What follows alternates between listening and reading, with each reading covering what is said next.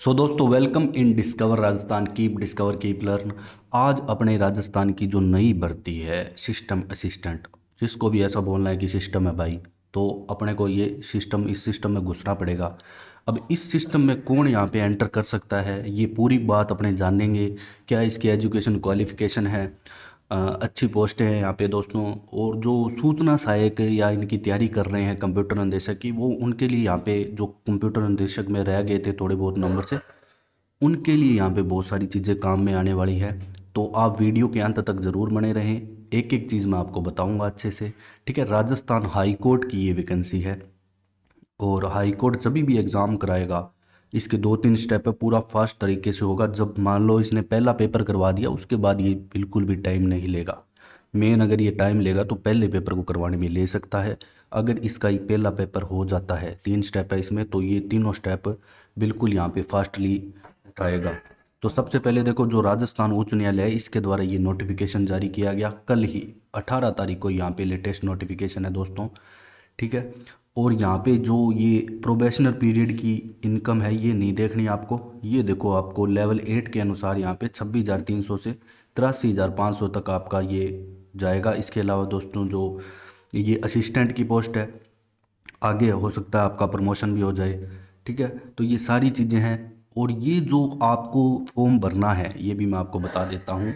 ये वेबसाइट है SC Rajasthan high court Rajasthan की वेबसाइट पे nick.in पे जाके आपको ये फॉर्म फिल करना है। www. ठीक है, scraj.nic.in पे फॉर्म फिल करोगे जाके। अब अपने चलते हैं देखो भर्तियों की संख्या पे। अब यहाँ पे टोटल 230 वैकेंसी है। अच्छी वैकेंसी है दोस्तों, क्योंकि कंपटीशन के हिसाब से देखें तो, क्योंकि सिर्फ यहाँ पे कंप्यूटर साइंस वाले एलिजिबल हैं। अनरिजर्व की बात करें तो 50 है। फीमेल के लिए अलग से दोस्तों रिजर्वेशन है 33%। 18, सिर्फ 18 फीमेल की तो अनरिजर्व कैटेगरी में अलग से कट ऑफ जाएगी। ये डाइवोर्स और विधवा की है इधर। एक्स सर्विसमैन की बात करें, फिर टोटल जर्नल की बात करें तो 85 आ जाएगी। ऐसे EWS की भी अलग से है। तो अच्छा, यहाँ पे बढ़िया डिवाइडेशन वगैरह किया गया है, सभी को यहाँ पे इक्वली फ़ायदा मिलेगा जितनी भी कैटेगरी है। फिर अपने बात करते हैं मिनिमम एजुकेशन क्वालिफिकेशन, जो सबसे इम्पोर्टेंट बात होती है। जो आपकी मिनिमम एजुकेशन क्वालिफिकेशन क्या रहेगी। देखो, अगर आपने BE, ठीक है, बीटेक से पहले BE चलती थी, BE हो, बीटेक हो या BSc हो, लेकिन आपके पास क्या होना चाहिए, कंप्यूटर साइंस। अब यहाँ पे वही बात आएगी, BSc वाला सब बोलेंगे कि मेरे पास एक सब्जेक्ट यहाँ पे कंप्यूटर था। तो यहाँ पे मेन सब्जेक्ट मतलब कंप्यूटर के अंदर ही आपकी BSc होनी चाहिए, ये चीज़ ध्यान रखना। ये चीज़ दोस्तों आपको कोई नहीं बताएगा, सब अपने कोर्स भेज देंगे। और equivalent degree from recognise university established in law by India, और graduate in any subject from recognise university with post graduate diploma in computer application. अब देखो, अगर आपने नॉर्मल भी ग्रेजुएशन कर रखी है, मान लो कि किसी ने बीटेक कर रखी हो मैकेनिकल में, अब लेकिन उसके पास क्या है, PGDCA है। ठीक है, ये डिप्लोमा सर्टिफिकेट होता है।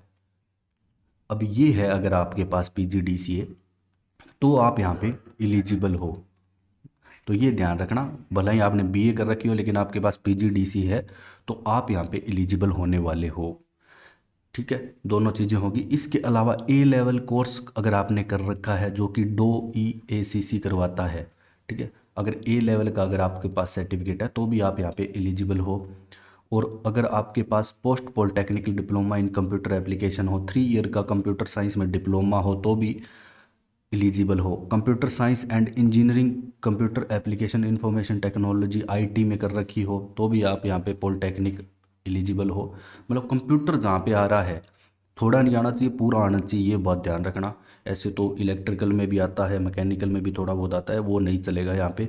सिर्फ दोस्तों, जो आपका बीटेक कंप्यूटर साइंस में होनी चाहिए, या डिप्लोमा होगा PGDCA का, या A लेवल सर्टिफिकेट हो, या डिप्लोमा कर रखा हो आपने कंप्यूटर साइंस में। तो मेरी बात आप अच्छे से समझ गए होंगे। अब अपने चलते हैं नेक्स्ट। अब यहाँ पे जो भी बातें बताई गई है, ये कह रहा है कि अगर आप लास्ट ईयर में हो, कोई भी आप कोर्स कर रहे हो, तो अगर आप उसके लास्ट ईयर में हो, तो आपके वही रिजल्ट आने से पहले पहले आपका सारा सिस्टम है वो क्लियर होना चाहिए। तो लास्ट अंतिम वर्ष वाला ये फॉर्म फिल कर सकता है। तो अंतिम वर्ष का बच्चा ये फॉर्म फिल कर सकता है, इसमें इतना ही बताना चाहता हूँ मैं। अब अपने बात कर लेते हैं एज लिमिट की। तो एज लिमिट 18 से 40 वाले भरो, प्लस एज रिलैक्सेशन है ही। ठीक है, ये तो सभी को पता ही होगा, 3 और 5 साल का एज रिलैक्सेशन यहाँ पे है। तो 18 से 40 वाले यहाँ पे सारे भर सकते हैं, 18 से कम वाले नहीं भर सकते। और जनरल कैटेगरी में 40 से ऊपर वाले नहीं भर सकते। अगर आपके पास OBC SC ST हो तो 40 से ऊपर वाले भी भरो, आराम से, कोई दिक्कत नहीं है। अब फीस की बात करें तो ये SSO पे नहीं भरा जा रहा है दोस्तों, ध्यान रखना। ये अपनी वेबसाइट पे भरवा रहे हैं, फीस लेंगे ये 750 रुपये सामान्य की लेंगे। और यहाँ पे नॉन क्रीमी लेयर में OBC है तो 600 लेंगे। और अति पिछड़ा वर्ग यही, और अनुसूचित जाति जनजाति SC ST की यहाँ पे 450 लगेगी। तो ये फीस डिफरेंस है। ठीक है, ये फीस आपको पे करनी पड़ेगी, फीस रिटर्न नहीं होगी, ये भी लिखा हुआ है। अब यहाँ पे स्कीम क्या है, एग्जामिनेशन स्कीम की अगर अपने बात करें तो पहले सेक्शन ए बता देता हूँ आपको। ठीक है, ये आपका रिटर्न टेस्ट होगा 100 मार्क्स का, सबसे पहले आपका यही होगा 100 मार्क्स का रिटर्न टेस्ट। इसमें आपके 80 नंबर की तो सिर्फ कंप्यूटर नॉलेज ही आएगी, तो कंप्यूटर ही है आपका इम्पोर्टेंट। कंप्यूटर ये सिंपल वाला कंप्यूटर नहीं है, आगे मैं आपको सिलेबस भी बताऊंगा क्या सिलेबस है। अब यहाँ पे जनरल नॉलेज ऑफ इंग्लिश है, वो 20 नंबर की आएगी, राजस्थान जीके वगैरह नहीं आएगा। अगर आप सिर्फ कंप्यूटर की नॉलेज रखते हो अच्छी, और जनरल नॉलेज इंग्लिश की आपकी अच्छी है, तो भी आप यहाँ पे क्रैक कर सकते हो। मिनिमम आपको 40% नंबर SC ST के लिए, और जो विकलांग बच्चे हैं उनके लिए। इसके अलावा दोस्तों अदर कैटेगरी के लिए 45%, ध्यान रखना 40 नहीं है यहाँ पे, 45 है। मतलब 100 में से आपको 45 नंबर तो यहाँ पे लाने लाने ज़रूरी ही ज़रूरी है। और 2 घंटे का टाइम मिलेगा आपको 100% को करने में, 120 मिनट का। ठीक है, रिटर्न, फिर लिखित परीक्षा के आयोजन की विधि, कंडक्टिंग रिटर्न टेस्ट। अभी इस पे आगे दूसरा जो सेक्शन होगा वो टाइपिंग टेस्ट होगा। अब ये पेपर आपका क्लियर होने के बाद, अब यहाँ पे आपको दोस्तों क्या है कि अगर सब्जेक्ट पेपर अच्छे लेवल का आता है तो आप 50 से 60 नंबर के बीच यहाँ पे क्वालिफाई कर जाओगे आराम से। ठीक है, इजीली क्वालिफाई कर जाओगे। बाकी आप अपना जो टारगेट है पेपर के ऊपर डिपेंड करता है कि पेपर वो कैसा देता है। 60+ अपना रखें टारगेट, 60 से 65 में आप आराम से इस एग्ज़ाम को क्रैक करके नौकरी लग सकते हो। अब अपने बात कर लेते हैं यहाँ पे जो आपकी part A and part B है, विल हैव 80 और 20 मल्टीपल चॉइस क्वेश्चन। ये आपने देख लिया, हर क्वेश्चन 1 नंबर का होगा। ठीक है, और नेगेटिव मार्किंग इसमें है, ये ध्यान रखना, यहाँ पे नेगेटिव है। और फिर इसके बाद जो पार्ट ए का सिलेबस है वो दे रखा है आपके। कंप्यूटर का ओवरव्यू, डाटा रिप्रेजेंटेशन जिसमें आपके बाइनरी डेसिमल ये कन्वर्ट वगैरह करना। इसके अलावा दोस्तों जो आपका बेसिक है कंप्यूटर का, किस प्रकार के सॉफ्टवेयर होते हैं, मोबाइल ऐप्स होते हैं, ठीक है, ये सारा दे रखा है यहाँ पे। माइक्रोसॉफ्ट विंडोज़ के बारे में पूरा। इसके अलावा लाइनक्स है, जो कमांड प्रॉम्प्ट है, CMD है, उसके बारे में। ठीक है, डाटा प्रोसेसिंग के बारे में, प्रोसेसिंग में आपके वर्ड आ जाएगा, पावर पॉइंट आ जाएगा, एक्सेल, ये सभी को आता होगा। बाकी आपको लेकिन ये सारे सब्जेक्ट की कमांड बनानी पड़ेगी। इसके अलावा data communication and network technology के बारे में, इंटरनेट थिंग्स IoT के बारे में, वेब डिज़ाइनिंग के बारे में आपको नॉलेज।